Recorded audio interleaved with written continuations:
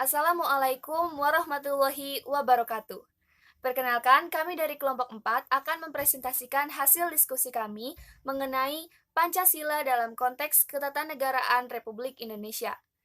Nah, teman-teman, sebelum lanjut ke materi, izinkanlah di sini saya dan rekan-rekan saya untuk memperkenalkan diri terlebih dahulu. Perkenalkan, nama saya Salsa Novita Ramdhani dan rekan Saya Alewi Jayani. Nama saya Dizafira Afrianti. Nama saya Putri Ayu Sagita. Saya Widya Nensi. Halo, nama saya Morawidi Haki. Pengertian Pancasila dalam konteks ketatanegaraan Republik Indonesia. Menurut Kamus Besar Bahasa Indonesia, tata negara adalah seperangkat prinsip dasar yang mencakup peraturan susunan pemerintah, bentuk negara, dan sebagainya yang menjadi dasar peraturan suatu negara. Sedangkan dalam arti luas, negara sendiri merupakan kesatuan sosial yang diatur secara institusional dan melampaui masyarakat-masyarakat terbatas untuk mewujudkan kepentingan bersama. Indonesia adalah negara demokrasi yang berdasar atas hukum. Oleh karena itu, dalam segala aspek, pelaksanaan dan penyelenggaraan negara diatur dalam sistem peraturan perundang-undangan. Hal inilah yang dimaksud dengan pengertian Pancasila dalam konteks ketatanegaraan Republik Indonesia.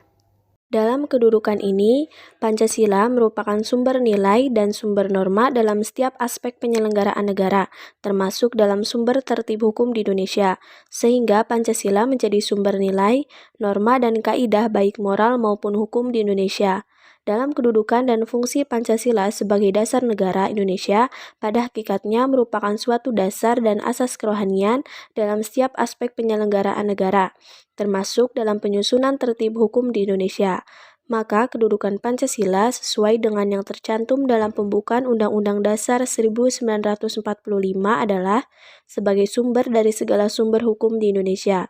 Sesuai dengan yang tercantum dalam penjelasan tentang pembukaan Undang-Undang Dasar yang termuat dalam Berita Republik Indonesia Nomor 7, hal ini dapat disimpulkan bahwa pembukaan Undang-Undang Dasar 1945 adalah sebagai sumber hukum positif Indonesia. Dengan demikian, seluruh peraturan perundang-undangan di Indonesia harus bersumber pada pembukaan Undang-Undang Dasar 1945 yang di dalamnya terkandung dasar filsafat Indonesia. Selanjutnya yaitu sistem ketatanegaraan Republik Indonesia berdasarkan Pancasila dan Undang-Undang Dasar 1945.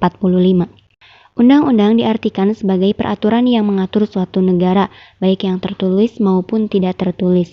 Undang-undang dasar adalah kumpulan aturan yang ketentuan dalam suatu kodifikasi mengenai hal-hal mendasar atau pokok ketatanegaraan suatu negara diberikan sifat kekal dan luhur. Menyinggung ketatanegaraan pasti tak lepas dari organisasi negara, di mana akan muncul pertanyaan seperti apakah negara itu?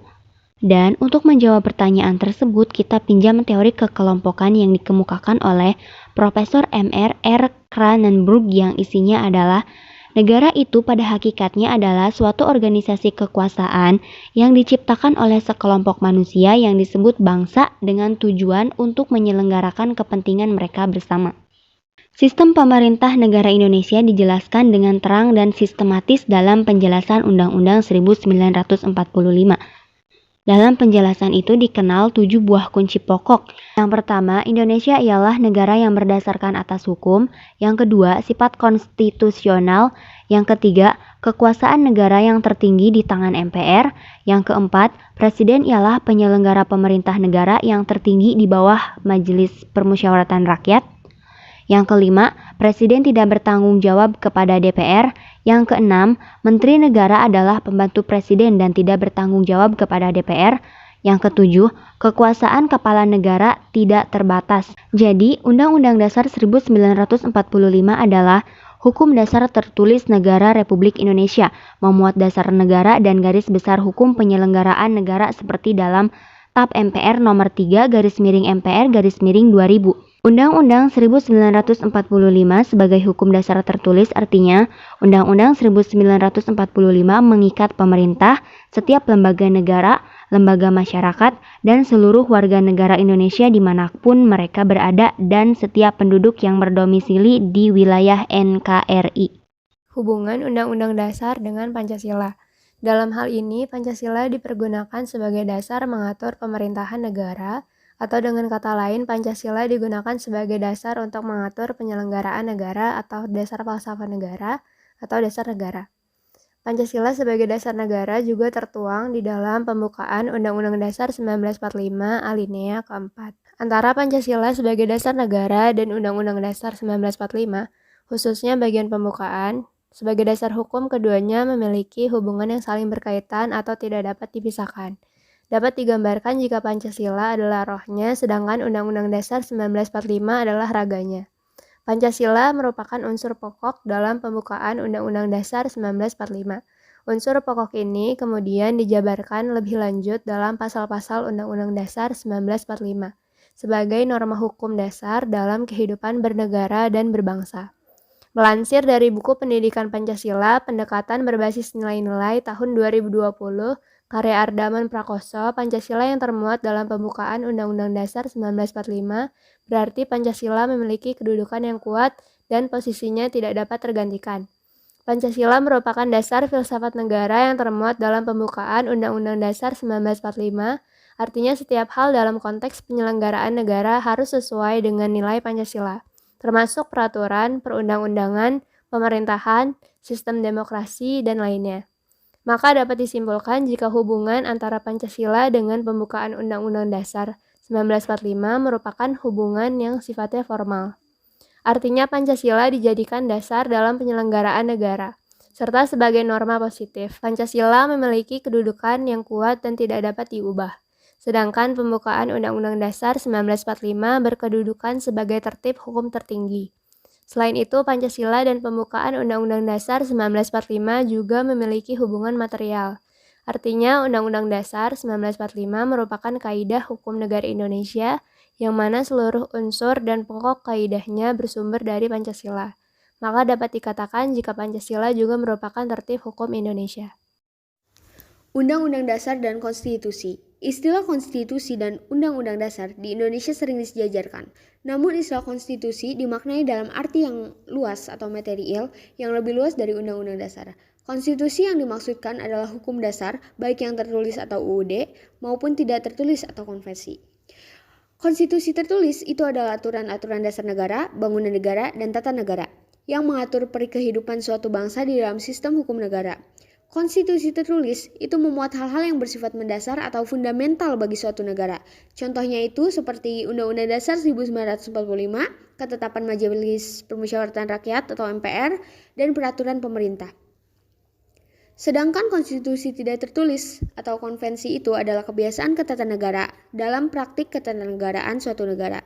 Konstitusi ini juga tetap memiliki kekuatan hukum, meskipun tidak tertulis dan memiliki kedudukan sebagai pelengkap dari konstitusi tertulis, sehingga tidak boleh bertentangan dengan konstitusi tertulis itu sendiri. Contoh dari konstitusi tidak tertulis dalam ketatanegaraan Indonesia itu sendiri seperti pidato kenegaraan Presiden setiap tanggal 16 Agustus dalam sidang paripurna Dewan Perwakilan Rakyat atau DPR dan pengambilan keputusan berdasarkan musyawarah mufakat. Jadi, meskipun sering disejajarkan, tetapi konstitusi dan undang-undang memiliki perbedaan. Konstitusi menyangkut semua ketentuan peraturan atau perundang-undangan yang di dalamnya termasuk undang-undang itu sendiri, sementara undang-undang adalah ketentuan atau persatuan yang menjadi dasar dari konstitusi di sebuah negara. Pancasila sebagai sumber hukum dasar negara Indonesia. Pancasila adalah dasar falsafah atau filosofi masyarakat Indonesia. Lebih dari itu, Pancasila juga bisa disebut sebagai identitas bangsa Indonesia yang memiliki lambang burung Garuda. Pancasila sebagai dasar negara memiliki peran penting bagi kehidupan berbangsa dan bernegara. Pancasila sebagai sumber dari segala sumber hukum Indonesia. Sebagai sumber dari segala sumber hukum, mengamanatkan bahwa Pancasila adalah inti terdalam dari sumber cita hukum. Segala peraturan perundang-undangan harus selaras, tunduk, dan tidak boleh bertentangan dengan nilai-nilai Pancasila. Nah, selanjutnya saya akan menjelaskan tentang struktur pemerintahan Indonesia berdasarkan Undang-Undang Dasar 1945. Sistem pemerintahan Indonesia menurut Undang-Undang Dasar 1945, pembukaan Undang-Undang Dasar 1945 alinea 4 menyatakan bahwa kemerdekaan kebangsaan Indonesia itu disusun dalam suatu Undang-Undang Dasar Negara Indonesia yang terbentuk dalam suatu susunan negara Republik Indonesia yang berkedaulatan rakyat. Berdasarkan pasal 1 ayat 1 Undang-Undang Dasar 1945, negara Indonesia adalah negara kesatuan yang berbentuk republik. Nah, sehingga berdasarkan hal itu dapat disimpulkan bahwa bentuk negara Indonesia adalah kesatuan, sedangkan bentuk pemerintahannya adalah republik. Berkaitan dengan struktur pemerintahan Indonesia berdasarkan Undang-Undang Dasar 1945, terdapat struktur kenegaraan negara Republik Indonesia yang pernah terjadi sebelum amandemen dan sesudah amandemen. Yang seperti kita semua telah tahu bahwa Undang-Undang Dasar Negara Republik Indonesia tahun 1945 pernah terjadi amandemen atau suatu perubahan. Contohnya, kita bisa lihat dari struktur ketatanegaraan negara Republik Indonesia sebelum amandemen dan sesudah di amandemen. Oke, teman-teman, selanjutnya saya akan menjelaskan perbedaan struktur ketatanegaraan negara Republik Indonesia sebelum amandemen dan sesudah amandemen. Pertama, struktur ketatanegaraan negara Republik Indonesia sebelum amandemen. Sebelum diamandemen, Undang-Undang Dasar 1945 mengatur kedudukan lembaga tertinggi dan lembaga tinggi negara serta hubungan antar lembaga-lembaga tersebut. Jadi, sebelum diamandemen ini, Undang-Undang Dasar 1945 mengatur kedudukan serta hubungan antara lembaga tertinggi dengan lembaga tinggi negara. Lembaga tertinggi dengan lembaga tinggi negara ini memiliki suatu perbedaan. Lembaga tertinggi artinya lembaga yang berada di pusat atau lembaga paling tinggi dalam suatu negara. Sedangkan lembaga tinggi negara itu lembaga tinggi tetapi masih berada di bawah. Kemudian, Undang-Undang Dasar merupakan hukum yang tertinggi. Posisinya berarti sebelum amandemen itu Undang-Undang Dasar 1945 merupakan hukum yang tertinggi. Kemudian kedaulatan rakyat diberikan seluruhnya kepada MPR atau Majelis Permusyawaratan Rakyat ya teman-teman. MPR ini posisinya sebagai lembaga tertinggi negara. MPR mendistribusikan kekuasaannya atau distribution of power kepada 5 lembaga tinggi yang sejajar kedudukannya, yaitu Presiden, Mahkamah Agung atau MA, Badan Pemeriksa Keuangan atau BPK, Dewan Pertimbangan Agung atau DPA, dan Dewan Perwakilan Rakyat atau DPR. Jadi dari sini teman-teman sudah tahu ya perbedaannya lembaga tertinggi dengan lembaga tinggi negara. Lembaga tertinggi sebelum di amandemen itu adalah MPR. Sedangkan lembaga tingginya itu ada Presiden, MA, BPK, DPA, dan DPR. Kemudian yang kedua yaitu struktur ketatanegaraan Republik Indonesia setelah amandemen.